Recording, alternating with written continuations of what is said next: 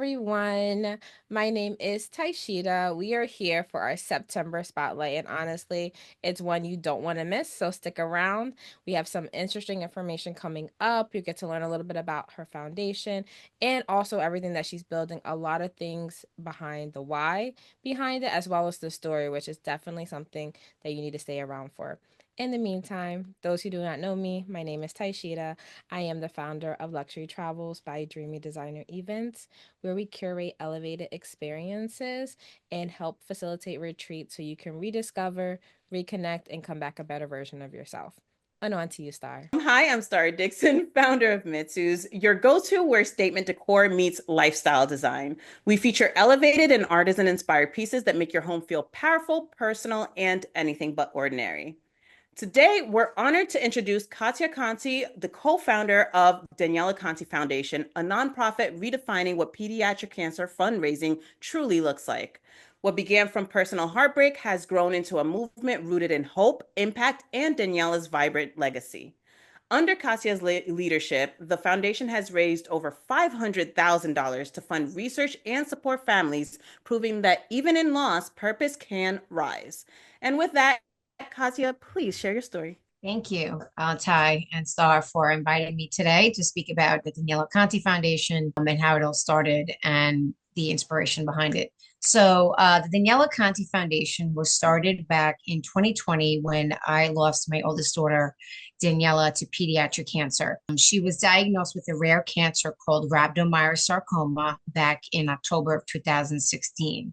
After a month of complaining about stomach ache, we didn't really know what was wrong with her. So we rushed her to the hospital, to the doctors to get some kind of test done to actually find out what was going on. A couple of days later, we find out that her biopsy comes back, and doctors tells my husband and I that, sorry to tell you, Mr. and Mrs. Conti, but your daughter was just diagnosed with cancer. When we heard those words cancer, the first you say, not my child, you have the wrong child, check again, please.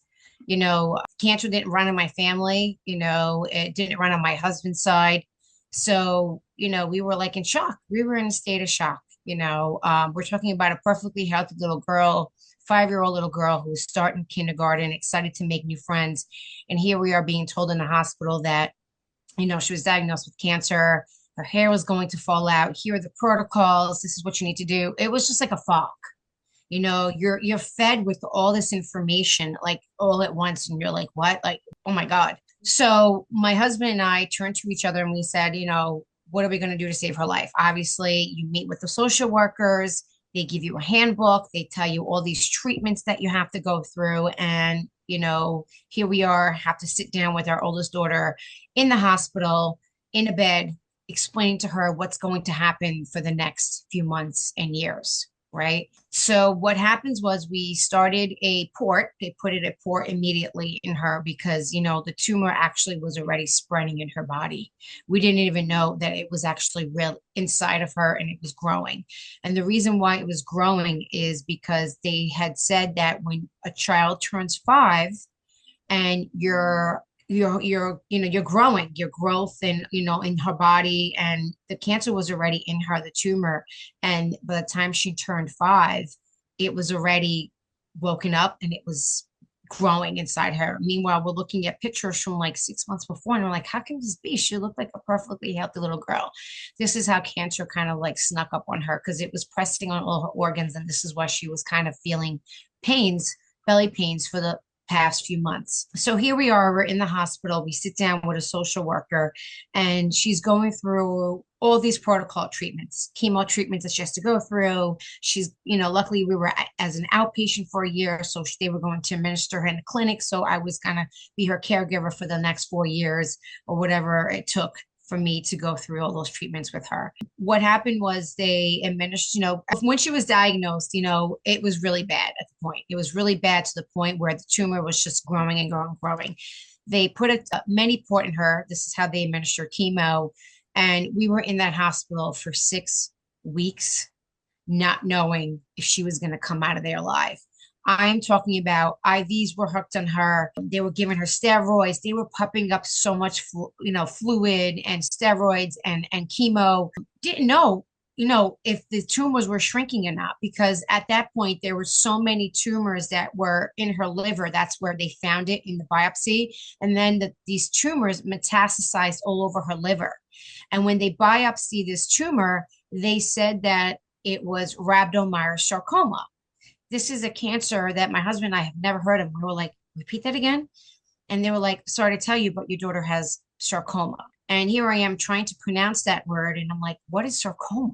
I'm like looking this up. I'm going home and Googling it. And it was scary what I read online. It said it was a rare cancer that affects about 400 to 400 kids per year in the United States. And I was like, and here is the survival rate. We're talking about 40% survival rate this time. Online, if you read about it, it tells you all the chemo treatment protocols that you have to go through. And some of those chemo treatments that she had to go through was scary. I have to tell you that it was like chemo that was like all these side effects, right? There was one chemo that she had to get like I think once a month or once a week, and it caused all these side effects with like heart failure, infertility. And I was just like, oh my God, like, and then you got to find out that these chemo treatments that they were giving her were outdated from like 40 years ago.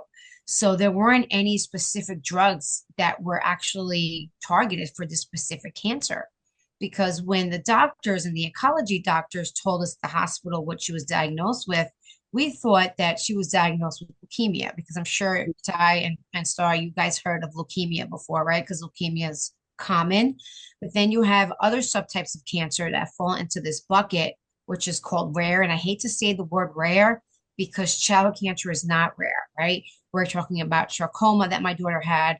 We're talking about osteosarcoma, which is brain cancer, which is bone cancer. You have brain cancer, you have Wills tumor, neuroblastoma, all these other types of cancers that are pediatric that fall into this bucket that's rare. And then you have leukemia, which is more of like a 90% survival rate. So when she was diagnosed, we went through the protocols. We went through every single protocol treatments that they had told us to do. Luckily enough, she was going to be an outpatient, so she was treated. She was treated as an outpatient. I was her caregiver for a year, and she did through everything. And if I tell you, Ty and Star, what she had gone through, she went through every single protocol in the book, and she did it. We had some ups and downs, with the chemo. It affected her teeth, it affected her taste buds, because you got to remember when someone's going through chemo treatments, your taste buds also change. And what I mean by taste buds, it's like, say one day you like pizza, right? And then all of a sudden you're eating that pizza and she goes to me, she's like, Mommy, I don't like this. This tastes like metal, right? Because that's what one of the side effects of the chemo treatments are. One day she was craving, I would say, hamburger, hot dogs, and then she's telling me, Mom, this doesn't taste. It was beyond belief what she had gone through. And I wish that I had taken her place to feel what she was feeling at that time as a child going through all these treatments. So fast forward a year later, she goes through every single treatments that she had gone through, and here we are, and she was declared cancer free. This was a year of treatments. You have to remember she was diagnosed in October of 2016. And fast forward a year later, in October of 2017, we get a call from the doctor. She had done her treatments, radiation, whatever it was, and she was declared free. They didn't find any tumors in her body. The chemo that she was administered was shrinking little by little. And here we are a year later, and she was declared cancer free. She got to ring the bell. And obviously, when you are declared cancer free, it's pretty scary because you have to go through 3 months of scans to make sure that the cancer comes back. And until you hit that 5-year mark, you are declared basically cancer free. So here we are, fast forward, I would say November, December of 2017, she goes for scans in the hospital. We get the test results back.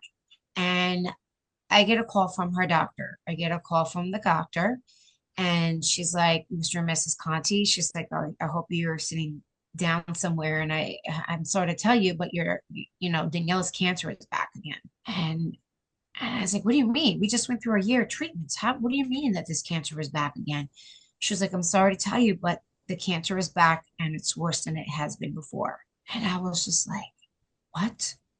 How do you tell a child that she just went through a year of treatments? And then here we are sitting down with her, telling her, Daniela, you know, we got a call from the hospital and the doctors are saying your cancer is back, but it's worse than it was before, meaning that, they didn't catch it in the scans or in the MRIs and the PET scans. So, here I am speechless, not knowing what to do, what to say to the doctors. And I'm like, well, what's the next steps? We had to just follow next steps. And they were like, well, we have a plan. And the plan is, we have more chemo to give her, more chemo treatments to give her. But this time she has to be more hospitalized for it because these chemo treatments were heavy dose, heavy, meaning like more steroids, fluids, all this stuff that I actually didn't have at home. So here I am, like going to my husband, telling him, like, how do we tell Daniela that she has to go back to the hospital again? And it's like we have to pack our bags and we have to sleep there for months, and we don't know when we're coming home, and we don't know when she's going to see her siblings again. Like, how do you do that? How do you explain that to a 5-year old when she had gone through everything that she had went through, and here we are sitting down telling her that her cancer is back, and we have to go through this all over again. It was hard. It was hard telling her that we had to go back to the hospital because she never liked being in the hospital. She always liked her bed, was never her home. Thank God that, the nurses that were with her, that they were like godsend. They were like family to us because they knew how to treat her. What do you do? So here we are, packing our bags in the summer of 2018. We check in. We don't know when we're coming home. And we get chemo again because her cancer is back and we have to do chemo treatments before this gets more aggressive than it has been before.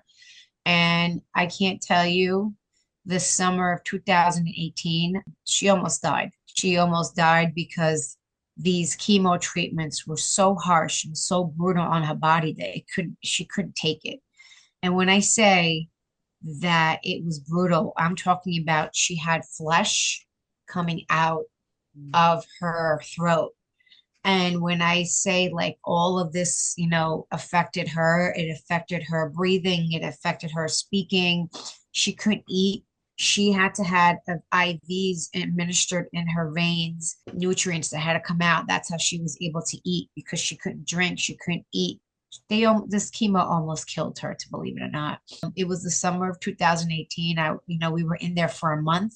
We didn't know if she was going to come out of there alive. I'm going to be honest with you. And I saw it. And my husband and I took turns. We had family come, take turns, sitting with her at the bed. I remember I couldn't talk to her. She was just not herself. She had gone through so much steroids and narcotics. This is hard to say, but she had to go through fentanyl patches. I don't know if you guys know what fentanyl is, and it's narcotics. It's heavy duty. And I'm sure you heard a lot of it on the news where even if you sniff it at a towel, you pass from that, you die. Yeah. And when I had to go through pharmacy here in my hometown to pick it up, I would get red flagged by the pharmacist and said, is this for you? And I'm like, no. I said, this was for my daughter. She has cancer and for pain. It was basically, those patches were for pain. I had to administer on the back. I had to put gloves on to make sure they weren't getting it on because if it gets in your skin, in your bloodstream, you die. It's no joke. I had kids in my home. I had 3 other children. Danielle was my oldest of 4. I had twins at the time too. It was scary. So every time I would administer it, I had to put gloves on.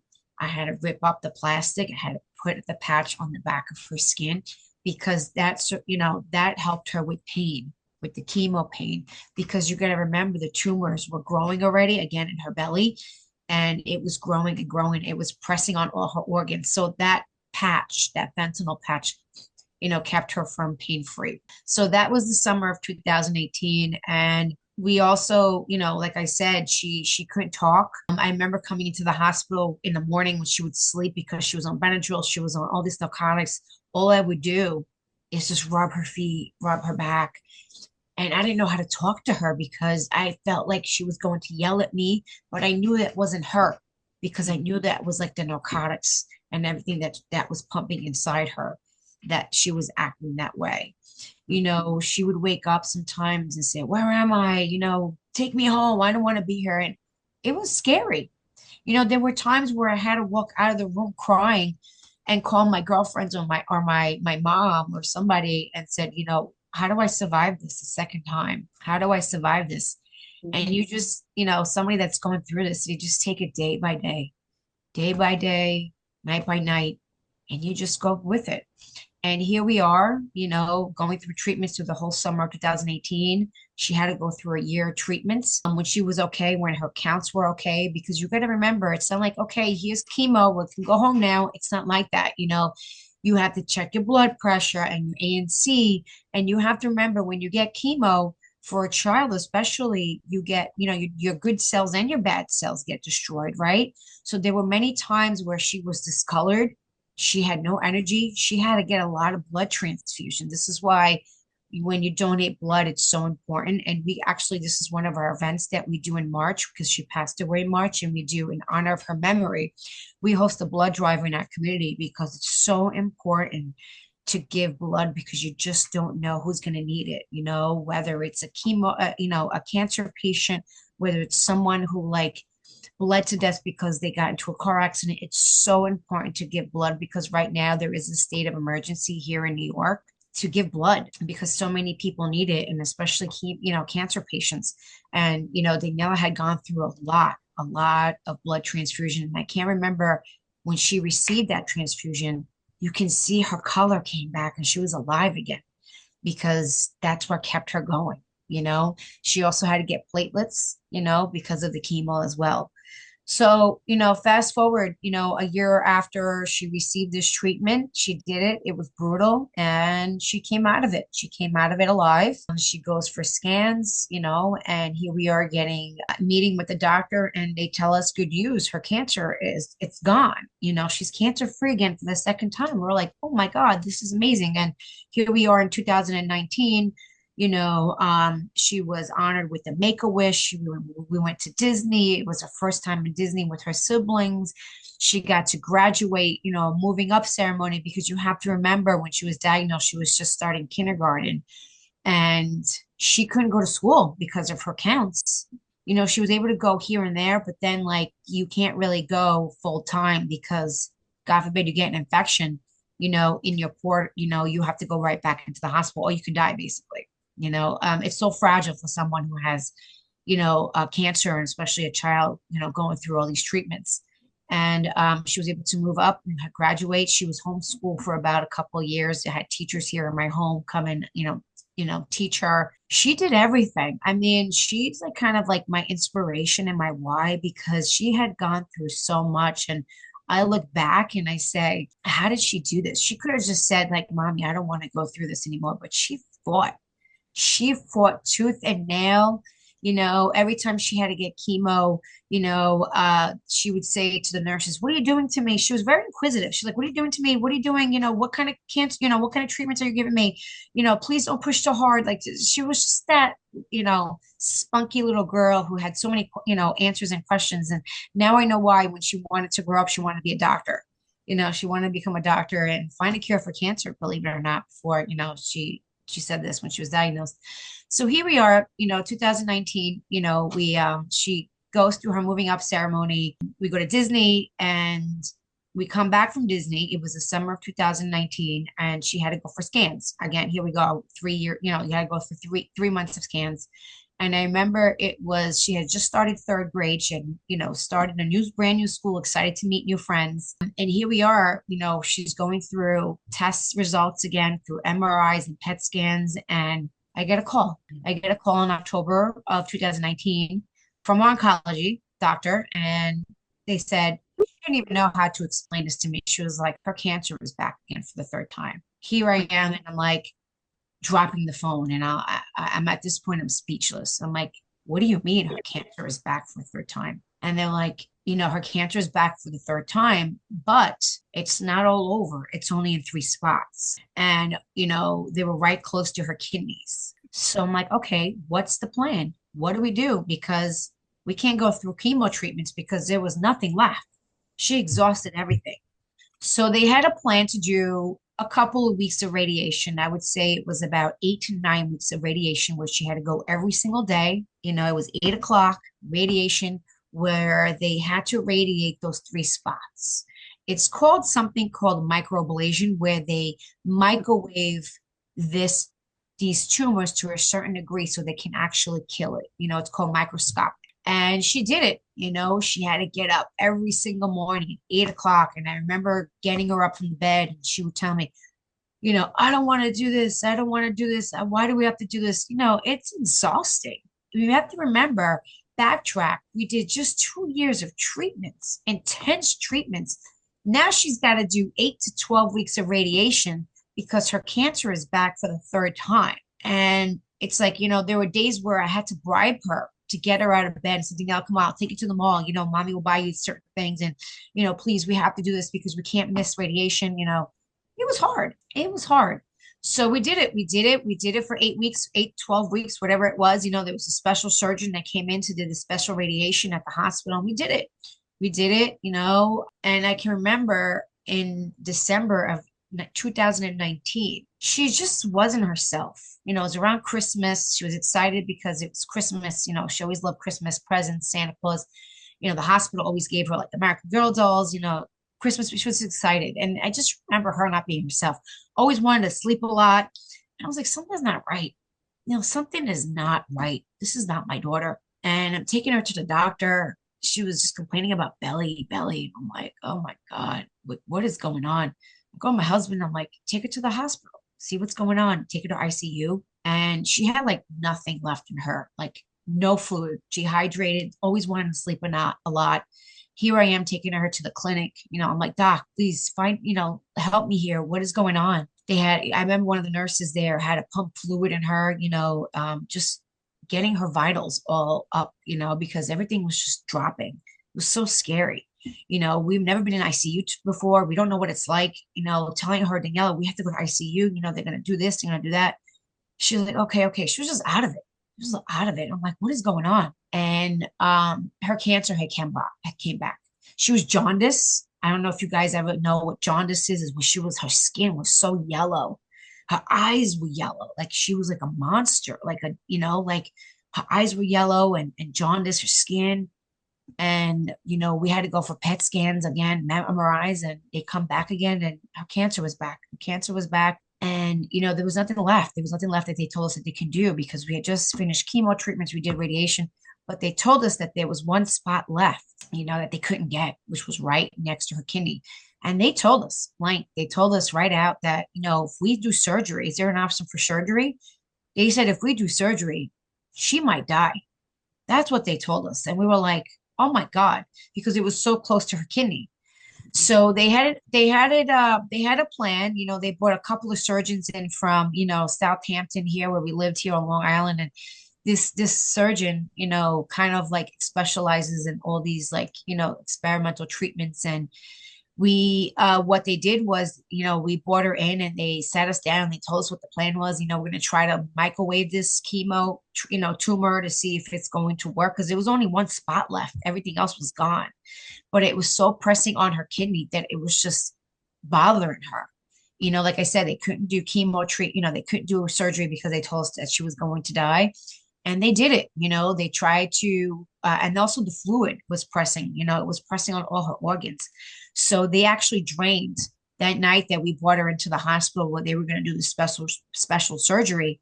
They drained fluid from her. They had to poke a little hole on the side of her belly, and they had to drain all this fluid that was pressing on this tumor. And from there, it went downhill from there. After they drained fluid from her, all her organs was failing. She was in ICU. They did everything. I can't tell you where all her organs were crushing her lungs, where she couldn't breathe. She was like gasping, like, and here I am crying, right? I'm going up and down ICU like a lunatic. And I'm like, please help me, help my daughter, please, please. All these machines were on her, fluids, everything they were throwing everything at her. And here I am calling the doctors, please help her, please help her. And at the end, I don't know if you ladies have heard of ascites. Ascites is where your organs start to fail. and they actually had to pump fluid, so obviously where that drain was, where they drained her, that hole that they had on the side of her belly, where they were draining about 10 to 12 out. I can't even tell you how many ounces of fluid they had to drain because that's what was pressing her organs. She couldn't breathe. And every time they released that fluid, she was able to breathe and be okay and talk and eat. I was in denial at that time in the year of 2020 when she passed, in March. But I'm talking about in January where she was, in the hospital when I had to brought her in, not knowing what was going on with her because she was tired all the time.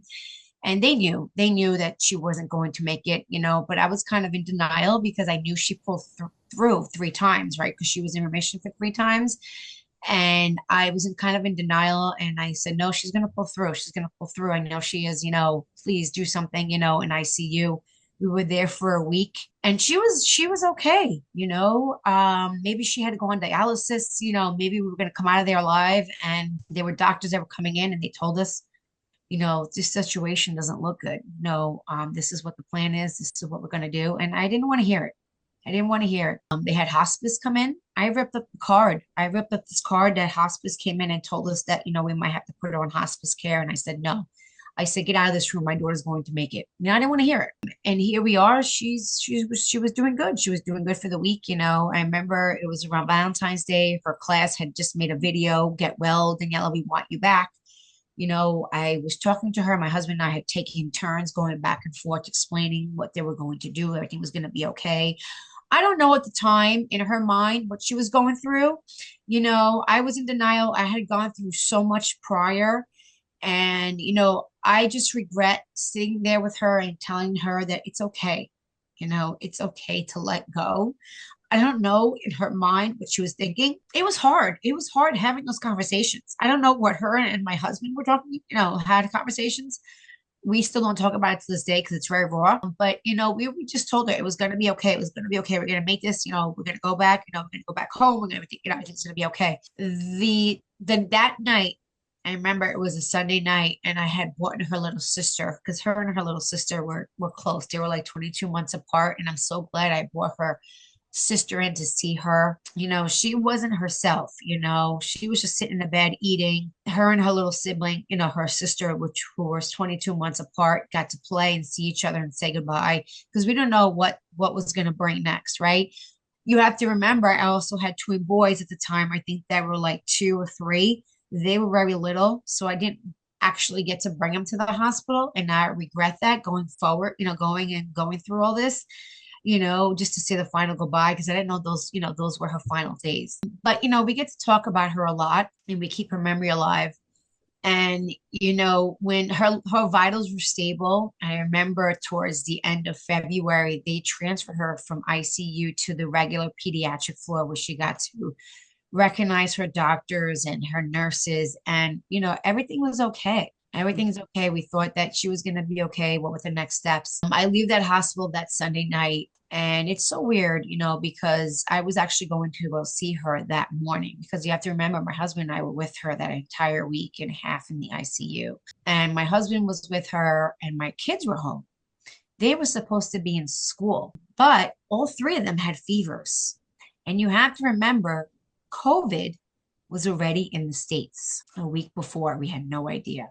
We thought they had COVID. Here I am. They were supposed to be in school. I'm in the hospital. Was supposed to be in the hospital with Daniela, with my husband, like we always did, sat by her bedside. And I'm home because my kids were home and my father was supposed to come and watch the kids. I was actually supposed to go see her at 2:30. I remember this exactly. And I get a call from my husband crying. And my husband never cries. And I'm like, what's wrong? He's like, you better come here quick because things don't look good. The doctors just came in her room and they told us that her signs and she's not going to make it through the day. He's like, come here quick. I'm like, what are you talking about? I was like, put her on the phone, put her on the phone. I want to talk to her. And I talked to her like nothing ever happened. I was like, Daniela, and you can tell, hearing her voice, she sounded very tired, And I go, Daniela, I just wanted to let you know that mommy's here. Mommy and daddy, I always wanted you to remember that mommy and daddy love you very much and we're always going to be here for you. And her last words were, Mommy, I love you too. And that was it. And I said, please wait for me. I'm going to be there in about half an hour. So here I am, waiting for my dad. I don't know where he is at the time. I'm calling a neighbor. I'm calling everybody around the neighborhood, like, please get here. Please, somebody watch my kids. They were home sleeping because they had fevers. I said, I got to rush to the hospital. I got to go say goodbye to my daughter. I got to go see what's going on. Here I am. I call my neighbor. She comes and watches the kids. Here I am. I'm in the car, jetting to the hospital. Like, don't care if I get a ticket or not. I'm like speeding on the road, on the highway. Get to the hospital. I throw the keys on the seat, telling valet, just take my car. I go. And you have to remember, I saw her the night before. She was in ICU, but they transferred her. So I didn't know what room she was in on the pediatric floor. So when I get off the elevator on the pediatric floor, here I am screaming like a lunatic. Where is she? Where is my daughter? Where is Daniela? I want to see her. And when the nurses are pointing to that room, you can see all her doctors like surrounding her door. And I see her oncology doctor like sobbing, crying. And I'm like, where is she? Where is she? Like, I'm pushing everybody. I go in and I drop. I drop to the floor. At that time, all her machines are disconnected. I just drop. And I'm like, Daniela, Daniela. My husband's like, stop, stop. I dropped to the floor because I didn't know she was passing, and at that time I think she had passed. She had to go before I got there because she knew that she never liked to see me cry. She never liked to see me cry. So I think God called her home before I got there because she knew that if I saw her in that state, I would have dropped. So I dropped to the floor. I'm like a lunatic. I'm like, like I'm in a psych ward. Like, I'm like, get her up, Daniela, wake up, it's mommy. And my husband's like, stop, she's gone, she's gone. What do you do? What do you do when Ooh, let's gonna cry in this episode. Like, what do you do when you try everything to save her life after 4 years of fighting and there was nothing left? Basically, she was staying alive for us, and I kind of wasn't there. And I am now grateful that we got to spend those 4 years with her, all the memories we cherish, the make a wish. Because in the beginning, when she was diagnosed, the doctors told us that if you would have brought her in 2 days later, she would have died because the cancer had already spread through her whole body. And she fought. She fought for 4 entire years. You got to remember, this wasn't 4 weeks. This wasn't 4 months. This was 4 years of her fighting. And, she ends up passing away. The date was March 2nd, 2020. It was a week before COVID. Actually, COVID was already in the States. And she passed. She passed, unfortunately, passed away on March 2nd, 2020 after a 4 year battle with rhabdomyosarcoma. So, Yeah, that's a lot, and we actually really appreciate you sharing the story with us. And definitely, it's one of those things where a lot of people doesn't really know exactly what you go through and what you've been through until they can truly hear it. Especially also people who are also in a similar position or was, and they just didn't have the support to help them. And it's right. like it's nothing that you can easily say without telling the whole story to truly understand everything that you guys even had to go through. Right. I mean, what do you say? You be hard, it's like you go nuts after thinking about it because it's like we went through every single protocol treatments the doctor told her to do, everything, the radiation, the treatments, the experimental, and then to come down to this, it's like you say to yourself, why? Yeah. And Why her? And now that I look back, it's like maybe God had a plan. I don't know. You have to remember that doctor said if you would have brought her in 2 days later, she would have been dead. So for her to go through all of that, I think there's a reason behind it. And here we are 5 years after her passing, and we are financially assisting families all yeah. over Long Island and the New York tri-state area in her name Yeah. because of her inspiration, because of her legacy. I decided to do this after she passed. You have to remember now, here we are, she passes away. My husband and I are planning a funeral, and it was just close family and friends. This was a funeral. I think it was she passed on March 2nd, and the funeral was like the 5th or 6th. And here we are on Friday getting a call from the school saying that, we just got hit with COVID. We were fortunate enough that we had a burial for her, because I don't know what we would have done if she was still alive during COVID or after she, what would have happened after she passed after COVID? I don't know. Because during COVID, you have to remember these hospitals, there was only one parent that was lying in the hospital. Masks, infections. The Ronald McDonald House was closed where we would get food and, it was a room for comfort and talking to other families that were there. Oh my God, maybe she knew, the world was coming to an end. I don't know. You think all these crazy thoughts, and it's like, wow, what do you do? And my husband and I decided to start a 501(c)(3) that same year.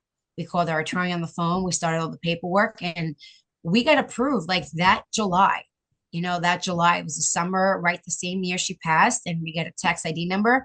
And it's so odd because, when you file for a 501(c)(3), you get a tax ID number, and we get this number, and I'm looking at it, and I'm like, these numbers all have eights in them.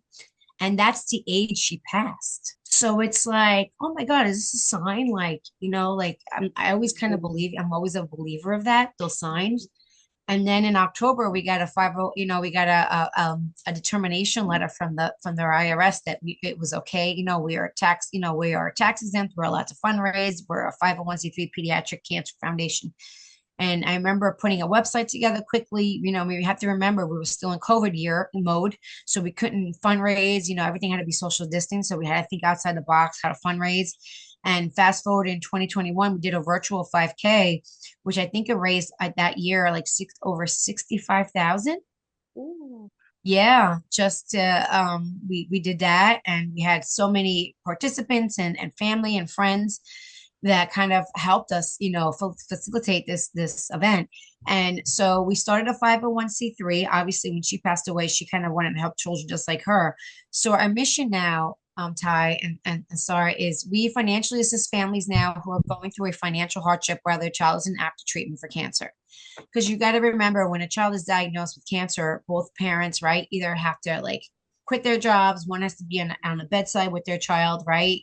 You have to remember bills are being piled up. They have to get paid no matter, they get piled up, they have to get paid no matter what. Transportation gets, to take the child to treatment, food, you have other children at home to take care of, housing, mortgage rent, all these, medical copays sometimes that the insurance doesn't cover. So this is what our mission is now. We also raise awareness for child cancer in September, which I'm kind of want to talk about in September, which is Pediatric Cancer Awareness Month, which people don't really know what that month is about. And then we also fund research. That's also a third part of our mission is we fund research, but only sarcoma, which is the cancer that Daniela passed away from. Because we learned a lot when she was going through cancer, and we realized that these, chemo treatments that she was getting were outdated from like 30 to 40 years ago. There had not been a specific treatment that had, that was specifically for her cancer. So I always say if there was, she would still be alive today because she really didn't die of the cancer. She really died because she died of treatment options. Doctor sat us down. There's nothing left. There was nothing left more we could do for her. That's unacceptable to be as a mother, as a parent. Parents want to hear your child has cancer and we have better treatments options and we're going to treat this. So that's the other third part of our mission is what we do. And here we are 5 years later, and we are financially assisting families all over the Long Island area, the New York State area, with financial and emotional support. We raise a lot of awareness in September for Child Cancer Awareness Month. The color is gold. And the reason why the color is gold is because there's a little story behind it. I think back in 1996, there were a band of parents and their children were diagnosed with cancer. And because of their resiliency and courage, they just decided to come up with this color gold. And that stuck by them, all this time. And now all nonprofits, Pediatric Cancer Foundation, go gold in September to raise awareness for this disease. Statistic wise, I don't know if you know, but every day, 47 children are diagnosed with cancer. 47 children. Can you believe that? That's two classrooms filled. And 1 out of 5 children will end up passing away from this disease because they run out of treatment options. So this is basically why we raise awareness the entire month of September. We came up with this campaign called the Gold Shoelace Campaign, where we give away or distribute over 10,000 gold shoelaces to all of the high schools here in Suffolk County where we live in our community to help these schools and these young athletes help us raise awareness. So basically, what these gold shoelaces do is they swap out their regular laces on their, whether it's their cleats, their sneakers, whether they're on the soccer team, whether you play lacrosse, football, a lot of the football teams wear them, players, and it's the entire month of September. And when they do play these games against other high schools, it's called gold out games. They wear the laces on their shoes and they help us raise awareness. And I can't tell you how much this campaign has blown up because it helps us bring awareness to this cause. And it also helps the Daniela Conte Foundation, raise much needed awareness and funds for our mission because we're here to help more families going forward, right? Because we don't want to turn any family away, right? There's always almost hidden costs and challenges associated with pediatric cancer. A parent from a parent who doesn't look from the outside doesn't know, for you guys don't know what it's like on the inside because you guys haven't lived it. So this is what our mission is now. And I'm proud to say that we've helped over 600 families in under 5 years, which we're so proud of. The foundation will make 5 years in July because that's when we started the foundation and it'll be 2 months away. And here we are, just, raising awareness and helping so many families that are now turning to us for help because this is now our passion, right? And this is the inspiration behind it because of Daniela, because of her and what she went through. Here we are helping more and more families every single day. And her legacy will live on. Her legacy lives on every day and every family that we help, through the foundation. Yeah. So, and we have big goals, we have big goals here. Hopefully in the next 5 years or more, we kind of want to go national. We want to go national and hopefully help families in all 50 states with financial support because we feel that until there's a cure or until there are better treatment options, the financial aspect of these families is always going to be there, right? Whether they need help with like a gift card, like, for gas to go to treatment or putting food on the table. Because you got to remember, sometimes when you're in the hospital and you come home, you don't want to cook for your family, right? So it's like meals and it's like helping either pay for half the mortgage or rent or keeping their lights on, phone bill, medical copays, because the insurance doesn't cover it, like little things here and there that things people don't really realize on the outside, right? So this is why we started this foundation. And here we are, less than 5 years, and we're helping families almost all over the New York tri-state area. So, and we do, I want to go into also about how we raise our funds is we have 2 major events a year.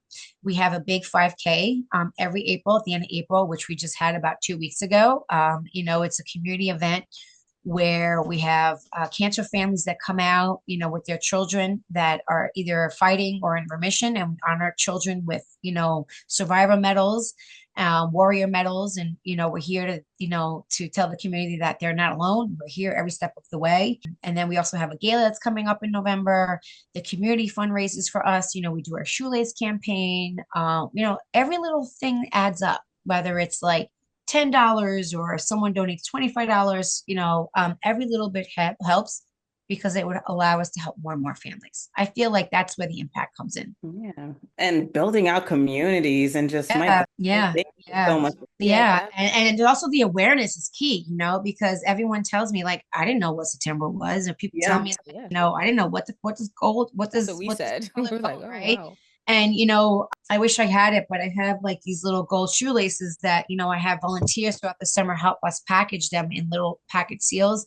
And it has a little card in it. And it just says, help us raise awareness for child cancer. It also kind of sparks conversations, right? Because if you get them and you wear them on your shoes and you're walking around town or anywhere or you're going out to dinner and everyone's looking at you like, what is that? What does that symbolize? And why are you Yeah. wearing and you're here to say like, oh, don't did you know September is Child Cancer Awareness? That kind of opens up sparks and conversations and it brings more of the awareness out there too, I feel. Definitely And it even does. for the people who like are going through it, especially the caregivers, it's one of those little nods where it's kind of like, if you know, also, Yeah, where it's like, yeah. thank you for the support. Yeah. Yeah, yeah, exactly. Even that the families that are going through it now, it's a hard topic to talk about. I didn't know that there was a month, when my Danielle was diagnosed, obviously, right? I didn't even know what gold was.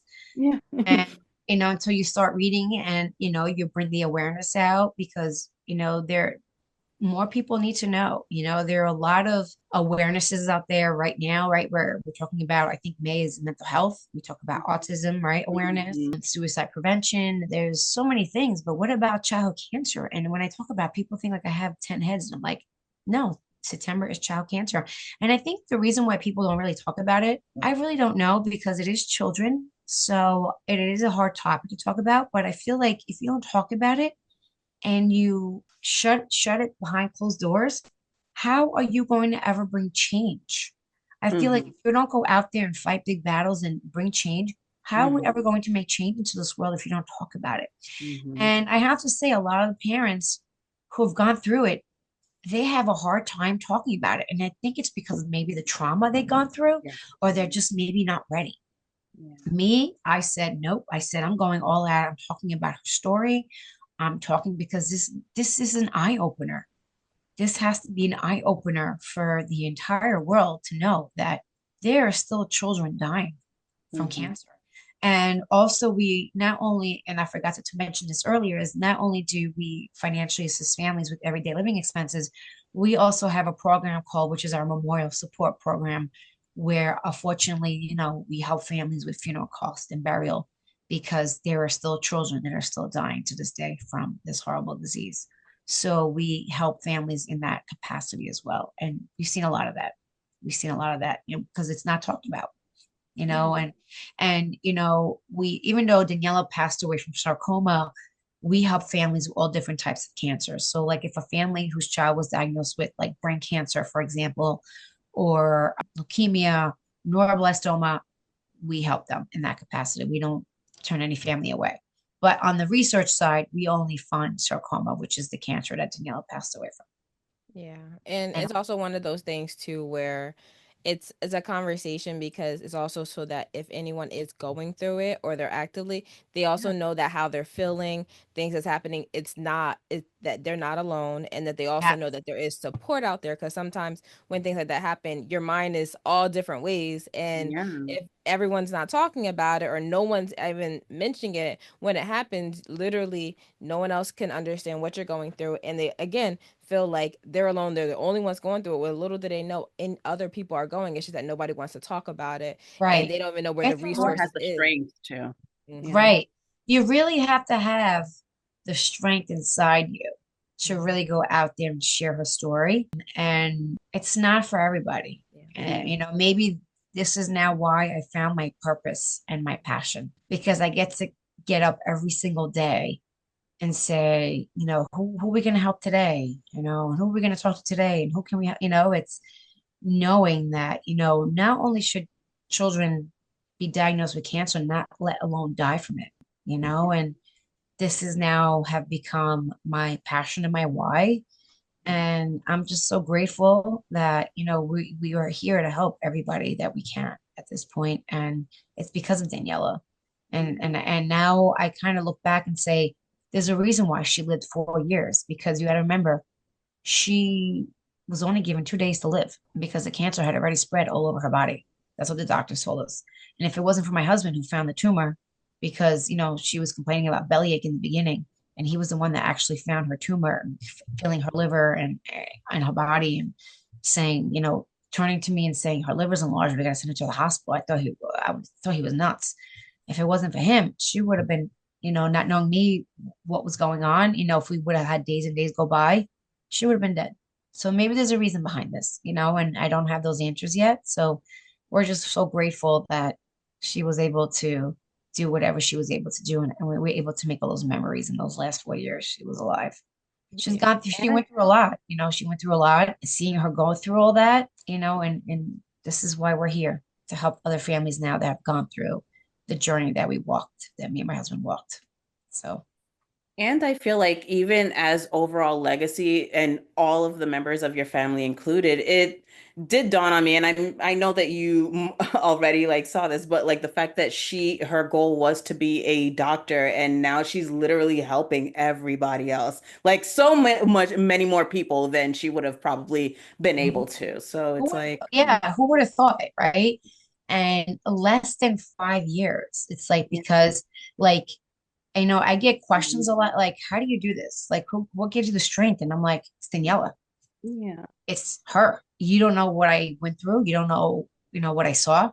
And it's every day behind this computer, and it's like she's like fueling me, and it's crazy. Like I feel her, like her talking to me in my head, and saying, "Mommy, go out there and share my story so that doesn't happen to somebody else. And come on, we gotta help so many families today, or what we're gonna do today." It's like she's she's here. I feel like she's here. I feel like she's more alive now than she ever. It's crazy. Like I feel like she's more alive now than she ever was before when she was alive, because of all the families that we have helped in less than 5 years. Like, what's going to happen in 5 years from now when I have a conversation with you ladies? Like, in 5 years, we're going to say we're helping families all over the world now, right? Exactly. Yes. Right? Yes. Exactly. Which is going to be amazing, right? So this is the goal.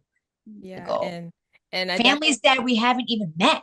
I know. hmm Crazy, hmm right? And ones that if you guys didn't do have this, they wouldn't have been able to be helped this way too. yeah. So it's like it's all the things. Yep, Um, exactly. the one thing I did want to say, the one thing that does stand out about like your foundation, it doesn't just offer funding, but also true resources, connections, and hmm hope. Can you speak a little bit more on the support that you give families and how they will go about, reaching out to you guys or things of that manner for anyone who, whether it resonates with them or also if they know someone that could potentially benefit from it? Yeah, so like I said, if any family is diagnosed with cancer, any child in the Long Island or in the New York City area community, there's a lot of resources on our website that people can go on if they need funding for anything, or if they're in financial, trouble, or if they need help with like a medical bill or rental bill, or they're behind on a bill or anything like that. They can go on our website, which is www.danielacontefoundation.org. There is a application that the family can apply for. And once we receive that, there's a criteria that they have to meet. Obviously, we have to verify everything by their social worker. And if they meet our criteria, we provide them with a grant. We pay all the vendors directly, so the family doesn't have to worry about it. So if a family does need help with like a mortgage or rent, car payments, they have to send us their statements 30 days in advance. And if they get approved, we send them an email. We speak with their social worker first, make sure, that the child has to be in active treatment. They can't, they don't qualify if they're off treatment. They have to be in treatment. And if they meet the criteria, we provide grants for them. But if the family does need help with food or gas, we write them a check directly and they can use it at that discretion. So we also have other nonprofit organizations that we work with, that we collaborate with. So let's just say that another foundation does the same thing that we do, and the family does need more financial assistance. We will refer them to that other organization. Hopefully that organization can help them with other living expenses, Yeah. you know? And for like one of the questions that I have like pertains to like someone else who also wants to basically start a foundation like yours. What would you say are the legal structure or financial hurdles that like a new founder should prepare for when starting? Oh, geez. Oh, my goodness. Like I feel like they're yeah. Well, first, they really need to have that kind of motivation and passion. Me going in this, please do your due diligence first. That's kind of what I did. Do your due diligence first. I've never started a nonprofit. I never worked in a nonprofit. I was in corporate for 20 years. I was an executive assistant. I went to school for business. So when I got married and had children, I didn't know this was in my cards. So, for someone who wants to start this, just make sure they do the due diligence first. Like if they really, because it's a lot of work.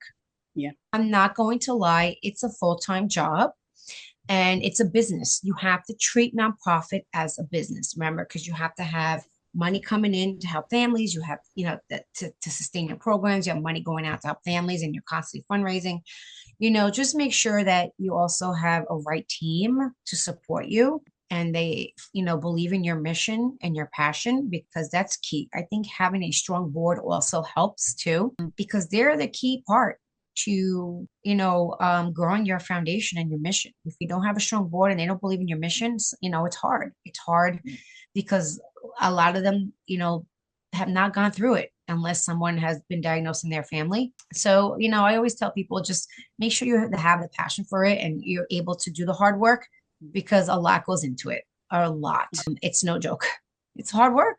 You're constantly fundraising, you're networking, you have to reach out to corporate sponsorships, the mission, why you're doing this. We're not all about, we want your money, we want your check and see you later. We're here to say you're here for the long run. Your sponsorship is part of the mission of helping more families, going forward.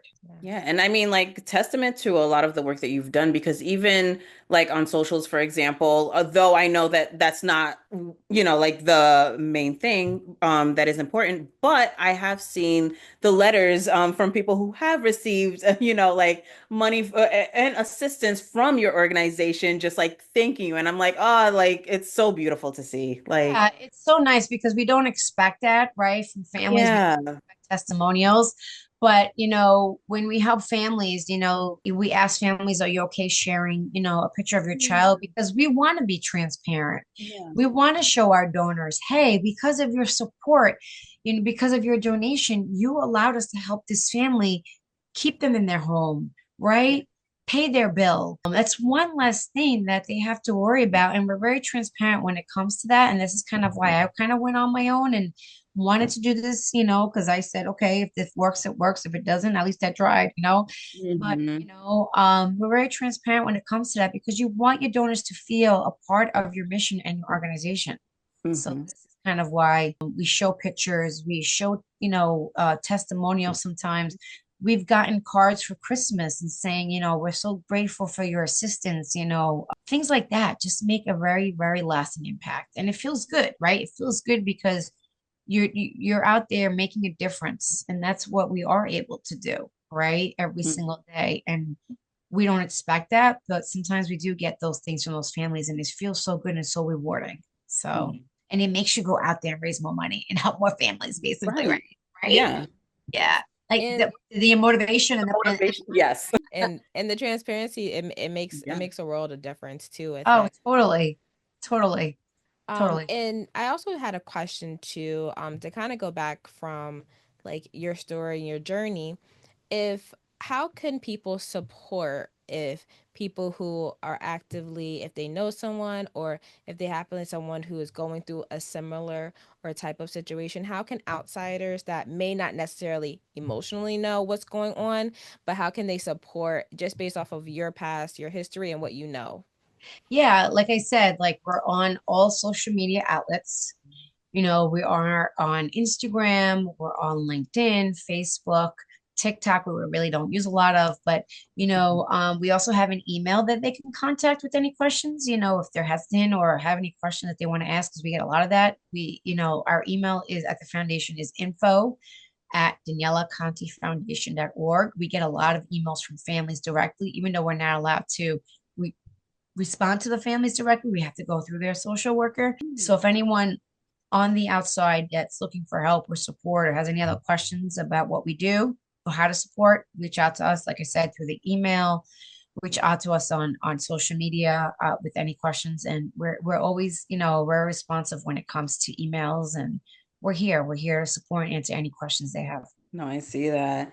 And as far as fundraising and advocacy, before we segue over, like, my question is actually, how do you balance storytelling with protecting your own emotional boundaries? Yay. That's a hard one because it's tough doing storytelling all the time. It's Yeah. very emotional, especially when it comes to like around like holidays, right? Hmm. Especially now, July, because it's her birthday month, it's very hard. She would have been 14. She would have been graduating middle school, going on to high school. It's very hard doing the storytelling, but I feel like it's very important to share the story because people need to know. It's an eye opener.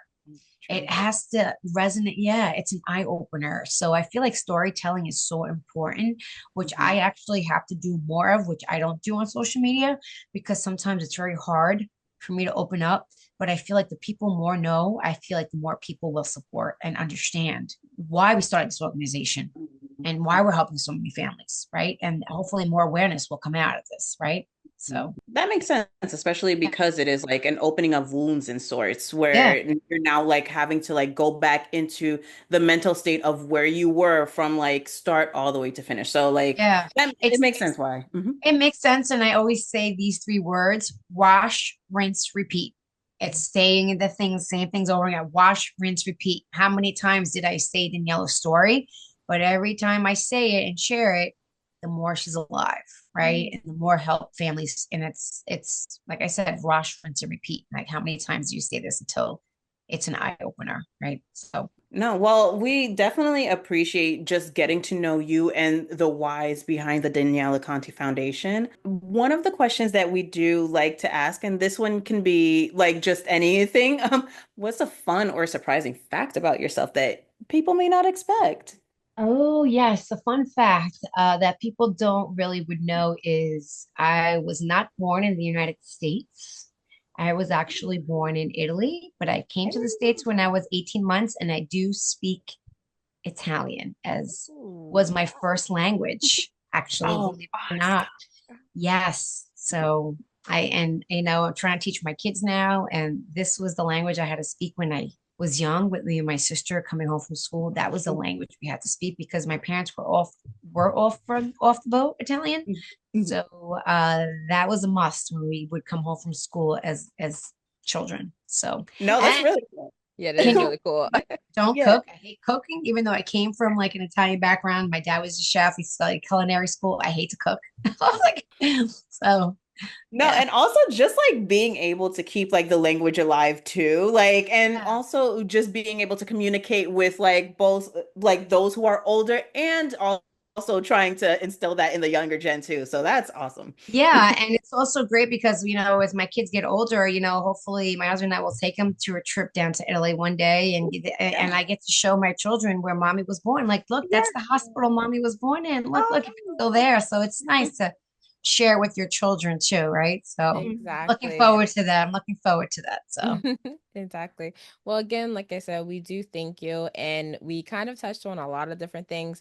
Definitely make sure you check out the description below, all of the links of how to connect with her, the website, everything of that matter. If you want to support, if you have questions, anything of that matter, we'll be able to direct you so you'll be able to get any type of help, assistance, or even if you want to show your support, that's the best way to do it so you can kind of see what options are out there. All right. And of course, just to reiterate, as I just said, that we've witnessed one mother's love, how one mother's love can move mountains. So Katya's story is a reminder that even in the face of unimaginable loss, purpose can take root and grow into something that brings hope, healing, and change to so many others. With that, if today's episode resonated with you, don't forget to hit the like button, the subscribe button, and drop a comment. And as with others, as with the others, these are the conversations that truly matter. And we're honored to share the stories and the legacies that redefine strength, leadership, and timelessness. So, all the ways to connect with Katia and the Daniela Conte Foundation are in the description below. So, be sure to check it out. And until next time, keep building, keep growing, and stay inspired. Thank you. Bye. Bye.